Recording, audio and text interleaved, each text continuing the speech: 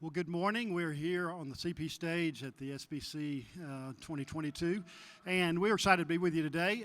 My name is Doug Rogers. I'm the Communications Director at the Alabama Baptist State Board of Missions, and we have a panel of four other folks here. Chris Forbes, who handles branding and marketing for Oklahoma Baptist. We have Matt Tullos, who is the Stewardship and Development Specialist with the Tennessee Baptist Mission Board.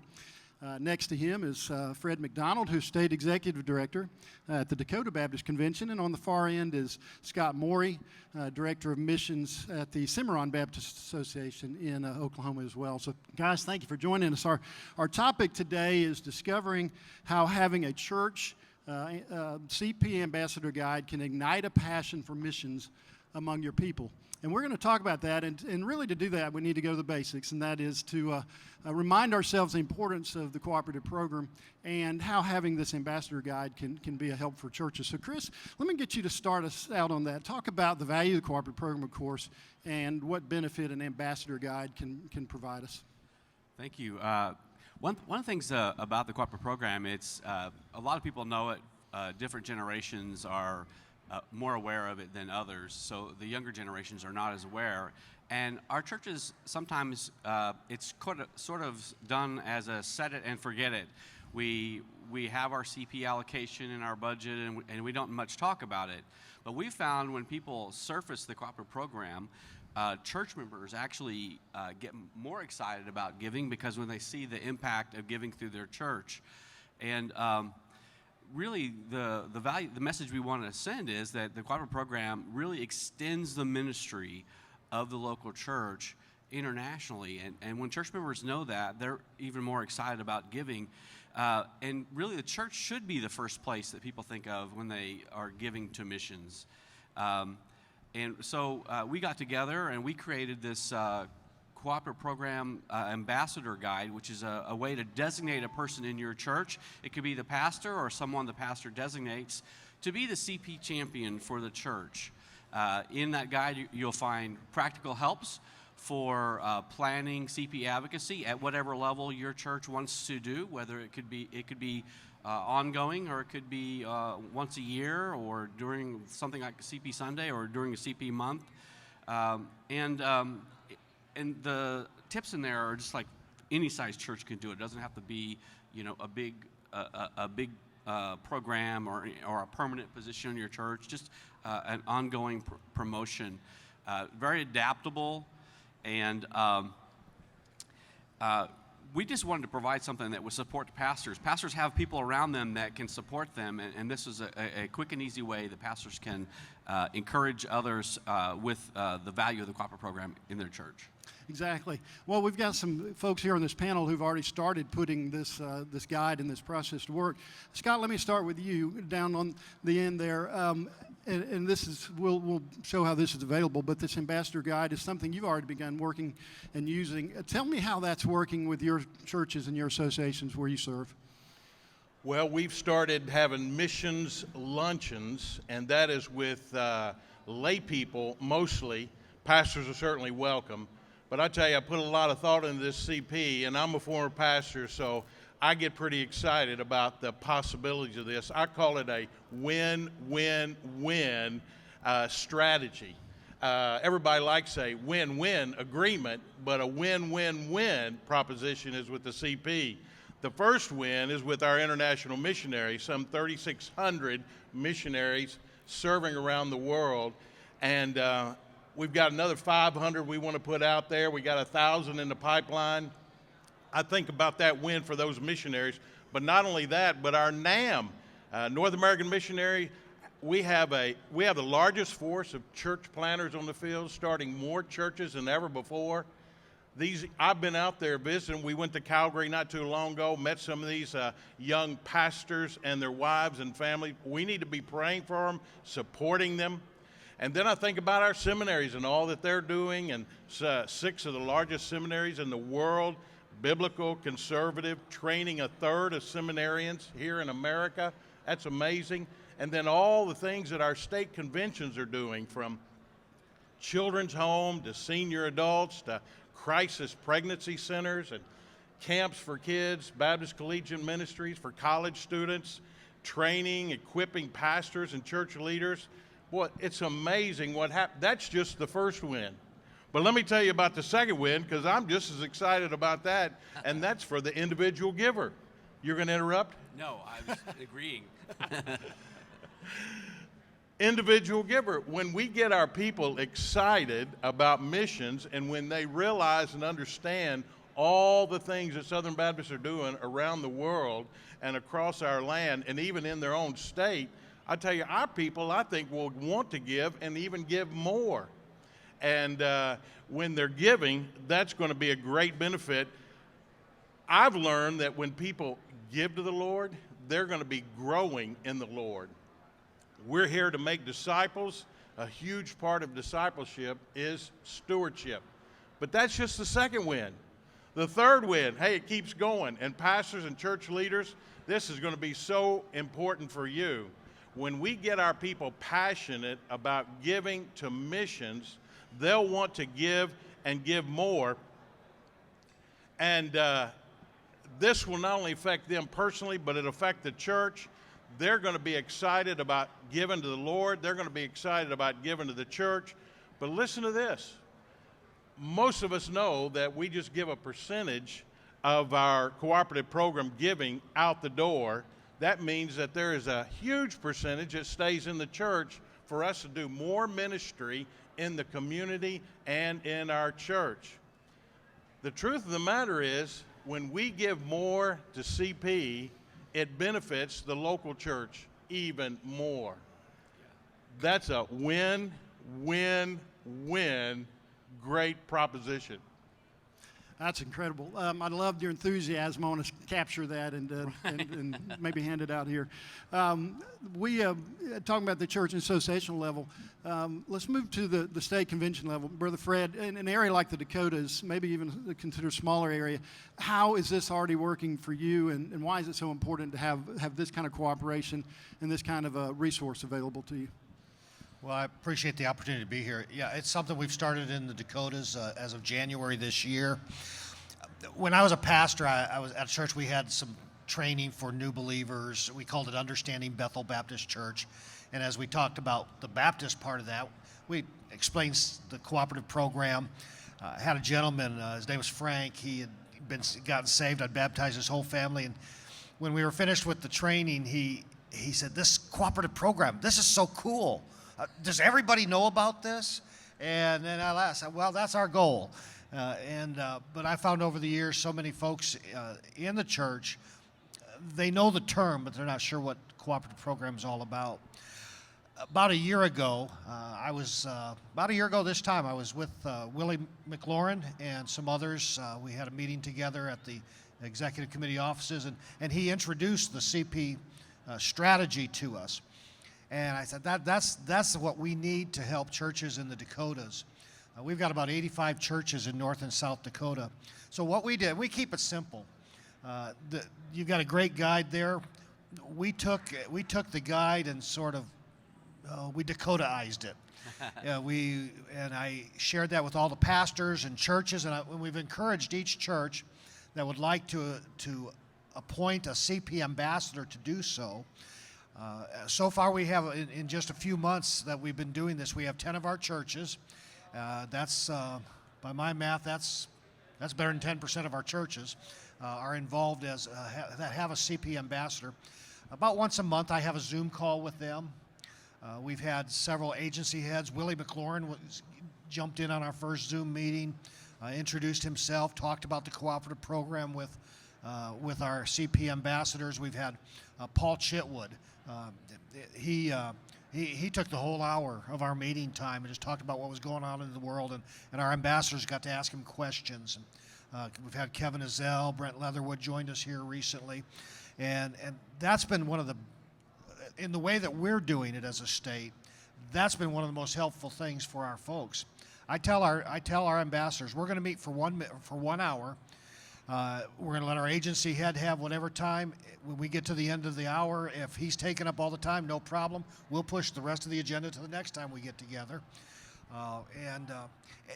We've seen some blessings already. The ambassadors they're excited about it. I got a call from one of our pastors who has a CP ambassador. He said, this must be working already. We've always given a set amount each month to the cooperative program. Our ambassador came back and told us most churches do a percentage. And we immediately changed to doing a percentage, which was significantly more going to the cooperative program, going to worldwide missions than what this church had been giving. The first call I received, I'll wrap up with this story. The first call I received from somebody who wanted to be a CP ambassador, his pastor was on our executive board. He must have gone back and told this young man, his name's Jacob, and Jacob called me and said, Pastor Jeff told me to call you and tell you I'm going to be the first CP ambassador in the Dakotas. And he was. He was the first person to call me, and I kind of felt bad because we were still putting this together, and it was about 4 months before we got to have our first CP ambassador meeting at that time. So my desire, my prayer is that all of our churches will at some point have a CP ambassador. We keep it simple. Share information that the ambassadors can take back to their churches, and help folks to understand what CP is all about, because it really is cool, as Frank said. Absolutely. Some great success stories early on. Thank you for sharing that. Matt, let's move over to Tennessee. I know you've already started implementing this. Right. You've been very involved with Chris in even providing this. What's going on in Tennessee in this area? And maybe tell us a little bit about how you are actively training ambassadors. Right. Well, one of the things that we realize is that pastors are the key. In order for us to get this message out, they're the ones who really hold the torch, but they have so much on their plate. I remember when I was a pastor, one Sunday night, finished with church, got ready to go to bed, and you have a car accident on a stormy night, and then you find out that somebody else, a senior adult, has passed away. The plates never stop spinning. And so the pastor needs help in numerous areas, as we know. And the CP ambassador can be an incredible help for pastors, for them to be able to say, here's some resources that you can use to promote the cooperative program in our church. And I so much agree that once the church gets an idea of what the cooperative program what the cooperative, I can't speak, the cooperative program does, they give more. And that's what we want. We want churches to flourish inside the church and out in their community and around the world. And it really is the best kept secret of Southern Baptists. And so many people, even people who are tied in through the cooperative program, often they don't really know how it all works. So it gives us an opportunity. One of the things that I'm really excited about in Tennessee, that actually Chris has kind of mentored us in Tennessee as we've worked together, was to have a quarterly update for what CP Impact really is all about. And so we're sharing that. North American Mission Board, IMB, they've been so helpful in giving us updates so that we can produce this short quarterly update of what has happened, not only in our state, but in North America and around the world. And so it's just this simple electronic PDF that has facts about what has been going on over the past few months. For instance, how many missionaries were sent out through the IMB? What has happened with disaster relief? What's happened with beach reach? All of these things, the cooperative program helps undergird, but we don't think about it. And it gives the pastor the opportunity before the offering to say, hey, we're going to take up this offering, but we want you to know that because you gave, we had 77 salvations that happened in Pensacola through Beach Reach, or we commissioned 57 missionaries. And so that's been a great impact for our pastors to have that resource, and that's something that we're going to be working on together, and we want to share that with everybody. Yeah, I want to tag in on that. Like, one of the things that makes the designated offerings, the Lottie Moon Christmas offering and the Annie Armstrong offering, is that we take it and put it in front of our people, and they hear about the impact of missions, and they can give to those missions. 100% of that goes to the mission field. Well, the cooperative program makes that possible because all the administrative costs and stuff are covered through the cooperative program. And one of the things I had an opportunity to meet with Ed Arelco from the International Mission Board, and he wanted us to send the message that the cooperative program dollar is missions dollar. It's not just administrative. Right. It is missions money. It's being deployed on the field. So when church members see that, and if we were to promote the cooperative program in a similar way, we would have that impact also. Cooperative program it's every day, everywhere, every church. So anytime people are giving, and what I love about it is they're giving to their church. It really emphasizes that the church is where you bring your tithes and offerings. The church is where you give.